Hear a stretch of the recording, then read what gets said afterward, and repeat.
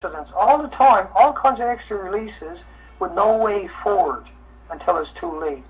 And so, once again, we got to kind of find a way past all the hate and the animosity coming from people, the instant knee-jerk reaction of, yelling and screaming routine. I went through that, trust me. And, I went down the road of how do we go about proving it? Because they're not going to let us do it. They're not going to do it for us. And how do we go about taking away their narrative? And then we can have a debate. And so the plan was 60 days, photograph around 4,000 kilometers, and you don't see the marine life then, well, that means the rest of the Pacific Basin's also gone too. You can't have one without the other. And we don't find bacteria on the beach, and we didn't. It wasn't even a smell. We only seen a couple of insects. We never seen anything indigenous populations of animals or creatures, just a random scatter. You could put everything we've seen in a wheelbarrow, certainly in the back of a truck, if you include all the birds and everything else, just everything is missing. And what are we going to do? I have to get up there and beg people to set us free. And finally, we have a donor step free. I'm not humiliating myself by doing that, see. I could never do something like that, but here I can. Here, and now we don't have to. And what we're going to do is extraordinary, where everybody chipped in and everybody got us out the gate, and then after that, everybody's going to have to pick up the pieces. It's going to be really bad. So there's nothing good about this. There's nothing good coming out of this, right? If we don't stop this leak in Fukashima, basically, we're done. It's as my old grandfather would have said, it's acquaintance. He was from Brooklyn, New York, had a heavy accent, and it's just, we're done. We're finished. Because you're taking out the bases of the food chain, and we're taking out the oxygen, 50% of the oxygen production through the killing of the phytoplankton, and they're extraordinarily vulnerable.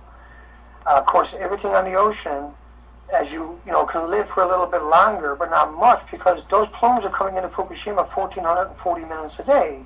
And what happens is every day there's around 50 square miles. After 1,300 days, but after 131 days, it already hit our coastline, and 130 days behind it was another 1,440 minutes of plumes. And so it's not like a single plume came out and it's dispersing. It doesn't work that way. It's plume after plume after plume. It's like St. Paddy's Day, where you pour dye in the river, but you never stop.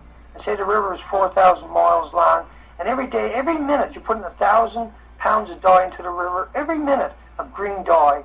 And so at the end of 3.5 years, I say to you, get in a plane, here's all the fuel and plane, cameras. I want you to fly all the way down that 4,000 mile river and tell me where the dye stopped at the end of 3.5 years, 1,440 minutes a day, putting a pickup truck into that river. Well, if you would get all the way to the ocean, it still wouldn't stop every estuary, every lake, and everything from the rain, convection, evaporation would have just been covered in that dye because you didn't stop for 3.5 years. So what we're facing is the same thing, except it's radioactive, and it's not going to go away forever. Oh, it's called extinction. That's what it is.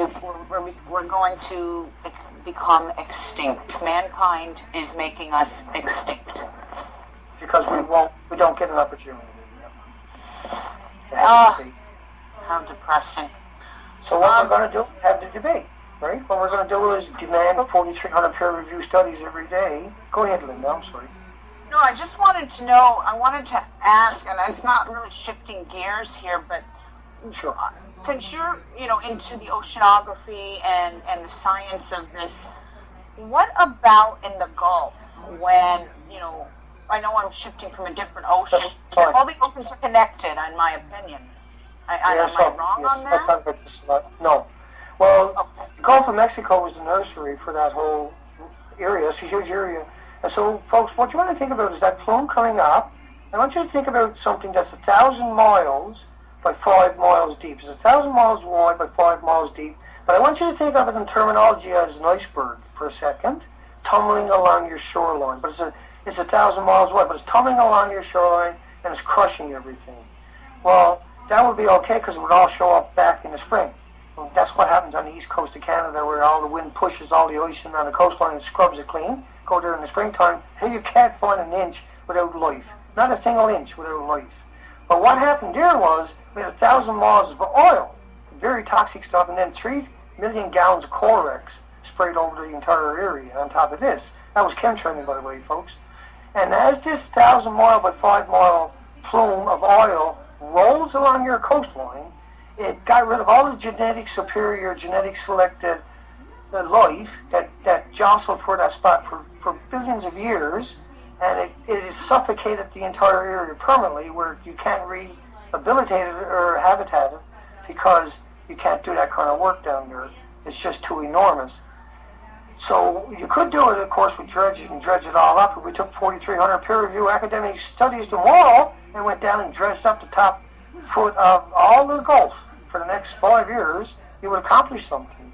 You could actually do it in that particular circumstance. Then you would take 4,300 peer-reviewed studies the next day and figure a way to reseed that whole area with genetic superior from other areas. But of course you can't do that anymore because all the oceans are connected together. And what happens in one place will happen in the other. And what we're looking at is trying to buy time so we can get all these institutions to come on board and treat it as a meteoroid coming at us instead of a banana. And what we can end up with is something like, if we go up north and we see the North Passage is dying and there's still life, we can knock a mountain down and block it off. Now it freezes for many years sometimes, and so we can create an artificial current on the other side in the Atlantic, and the winds and everything else will grab it, and we can still buy time. And so how crazy is it that I'm talking that way? Obviously, if you listen to most of the conversation tonight, then you would understand that is one of the few things we got left to work on, and we got to get up there and find out. And they're not going to tell us, but it looks like they're not going to get in our way. It looks like they're not even going to bother us. It certainly looks like, and it should be. I mean, it's no good for them to come up to me on the ocean and ask me for anything, because I'm going to fall down laughing if they do. It's hopeless. I'll have kinks. I say, "What? Shouldn't you be looking for your pensions? Because they're gone, like all the fish in the ocean." You know, it's ridiculous for anybody to approach me from the government without trying to help me, you know, without trying to set us all free. And we have a donor tonight who has put his back in there each time, done everything he could to get us out there as quick as he could. We keep running into issues because of the system that is in place that is collectively punishing everybody on the planet, and trying to keep them in the dirt for just a little bit longer, for just another couple of months. They're willing to do that. They'd rather give it all away, let it all die for sure before it's all gone. But the problem is the planet will lynch these people. The planet is going to lose its mind when it realizes they're killing the Pacific permanently. How can you tell your child that one? Go ahead, Linda. I'm sorry. No, please. You're fascinating, Dana. I love listening to you. Thank you. I live in an area, I married into a commercial fishing family, and they're no longer in the fishing industry, but I have friends who are fishermen. And the fishermen are telling me that when they catch their fish here in my neck of the woods on the California Pacific coast, they're being told that just ignore what your Geiger counters are reading for the radiation of your fish. It is okay. Because some of the fishermen have taken upon it themselves to do the Geiger counter when they catch their fish, and whether it's their salmon or their tuna or whatever. Sure. And when they presented this to Fish and Game, and I can't say the name, they told me I can use it as an example, but don't bring up the boat, don't bring up sure. the fishing family. The Fish and Game will kill us. And I said, hey, I understand, but Fish and Game are telling the fishermen it's okay. It's been approved by Fish and Game. Just because the levels of the fish are high, it's approved by the FDA and and this and that and every other organization. Unbelievable. I'm sorry, that's just a gallows laugh, folks. Go ahead, Linda. I didn't mean to cut you off. You're not cutting me off. It just gave me shivers as you told me that. I was like, oh my goodness. How do they even sleep at night? Well, I justify it, right? I don't even want to eat anything anymore. No, I can't. No. So would you say it's not wise to eat seafood anymore? Is seafood in the past? Yes, seafood is gone. It's off the table forever. Because it bioaccumulates all kinds of radioactive elements, not just the cesium, right? There's 2,000 other ones that they don't tell you about, on purpose, of course, because you might ask a question, like, what's the name of it? And they'll always call it, well, it's national security, or it's military applications. But what's it doing in the ocean killing shit? Excuse language, but what's it doing? Escaped into our environment. See, the big lie was that everything was in a sarcophagus. Oh yeah, it's dangerous, but we're going to have it in a sarcophagus. It'll be there for hundreds of thousands of years, and everything is hunky-dory. They can't do it, because if you actually contain it in a sarcophagus where nothing can escape, the noble gases that build up from that chain reaction, from the physical production, the hydrogen will detonate anything. There's nothing can contain it. It'll blow it up, and you'll lose that site. See? And so you won't be able to get back on that site. So all the containments are leaking into our environments all the time. All the nuclear power plants are bottling off 120,000 liters into our community every day for each spent fuel pool. And so a spent fuel pool is full of radioactive rods from the chain reaction, and because they went through this madness that shouldn't exist, these elements are not even created by the sun. See, the sun, they tell you the chain reaction of a nuclear reactor is like the sun, but it's not. The sun creates elements. Nuclear destroys them.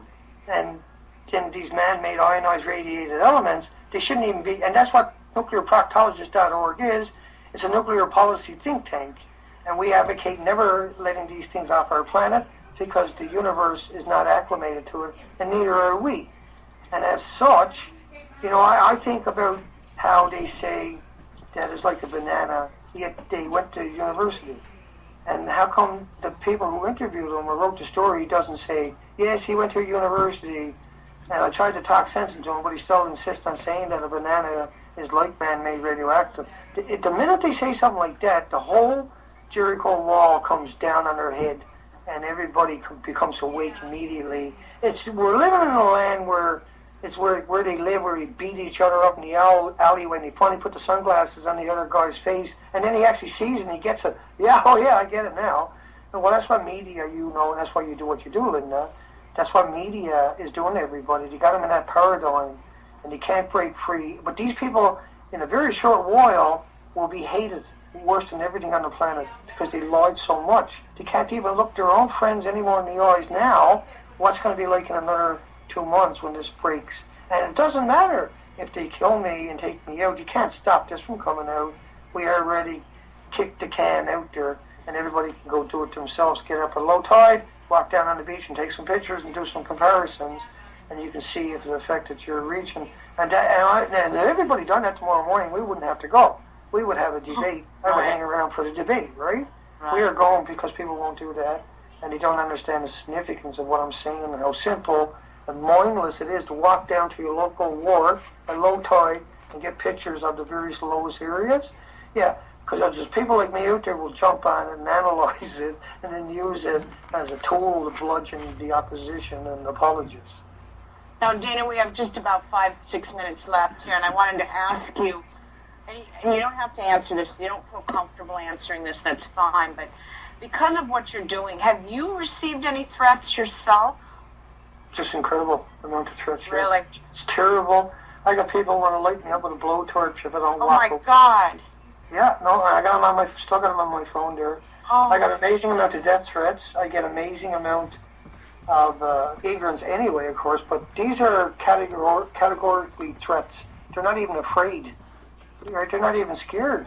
Oh, damn. Can you imagine doing stuff like that?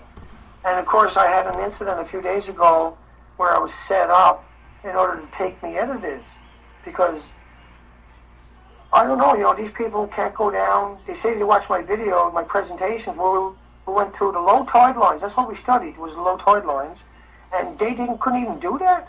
And they say that I'm full of lies and that I'm manipulative and everything else. When all you got to do is go to my site, nuclearproctologist.org, go to section 13, and you can go to the 200. You can go to every one of those beaches behind me. And if there's life there, all you got to do is take a picture. And every word I've ever said is discredited. Everything I've ever done is useless. Everything I ever say is hopeless. And everybody should shun me immediately and appropriately. But you can't. Nobody can. No. Well, yeah. Everyone that's listening tonight, I want all of you to say some prayers for Dana. Give him some positive energy, light, and love. Now you're going on expedition soon, and you return in, is it correct, 60 days? Well, yeah, we leave, because I know you only got a few moments left. We're leaving, hopefully, this coming Tuesday. So we're out the gate really fast here. If not, it'll be Wednesday, and then we'll be posting up there every day. We're gone for 60 days up to the north. That's just a rough figure. If it takes longer, it takes longer. But what we're going to do at 60 days